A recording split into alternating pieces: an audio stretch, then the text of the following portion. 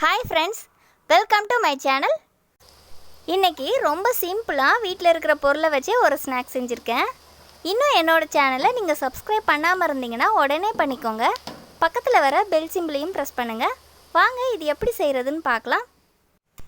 இந்த ஸ்நாக்ஸ் செய்கிறதுக்கு நான் 200 கிராம் உருளைக்கிழங்கு யூஸ் பண்ணுறேன். இதை நல்லா வேக வச்சுட்டு மேஷ் பண்ணி வச்சுருக்கேன். அதை இந்த பவுலில் நான் எடுத்துக்கிறேன். ஒரு லீக்ஸை நல்லா நைஸாக கட் பண்ணி வச்சுருக்கேன். அதையும் இதோடு சேர்த்துக்கிறேன்.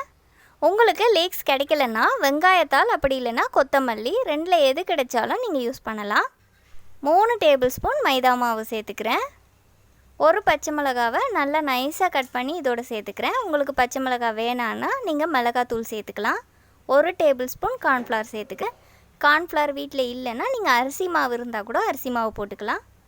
ஒரு வெங்காயத்தை நல்லா நைஸாக கட் பண்ணி இதோடு சேர்த்துக்கணும். தேவையான அளவு உப்பு சேர்த்துக்கணும். இது எல்லாத்தையுமே நல்லா மிக்ஸ் பண்ணிக்கணும். இந்த உருளைக்கிழங்குலையும் வெங்காயத்தாலையும் ஈரப்பதம் இருக்கும். அதுவே இது மிக்ஸ் பண்ணுறதுக்கு போதுமானது. அப்போவும் உங்களுக்கு ட்ரையாக தெரிஞ்சதுன்னா மட்டும் கொஞ்சமாக தண்ணி தெளிச்சிக்கலாம். தண்ணி நிறைய ஊற்றக்கூடாது. இந்த மாதிரி எல்லாத்தையும் நல்லா மிக்ஸ் பண்ணி வச்சுருக்கணும். ரெடி பண்ணி வச்சுருக்க மசாலாவை சின்ன சின்ன உருண்டையாக உருட்டி எடுத்துக்கணும். அதுக்கு நான் 2 கையிலையும் எண்ணெய் அப்ளை பண்ணிக்கிறேன். நம்ம சமைக்கிற எண்ணெயே அப்ளை பண்ணிக்கலாம்.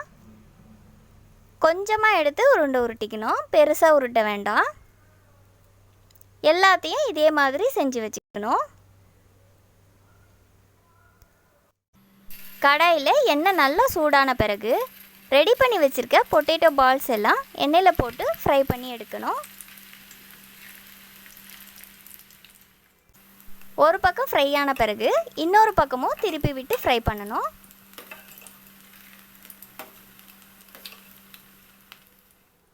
இந்த மாதிரி கோல்டன் ப்ரௌன் கலரில் வரும்போது இதை எடுத்துடலாம்.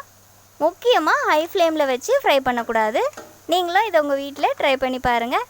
இந்த வீடியோ உங்களுக்கு பிடிச்சிருந்தால் லைக் பண்ணுங்கள், ஷேர் பண்ணுங்கள், கமெண்ட்ஸ் பண்ணுங்கள். மறக்காமல் என்னோடய சேனலுக்கு சப்ஸ்கிரைப் பண்ணுங்கள். தேங்க்யூ ஃபார் வாட்சிங்.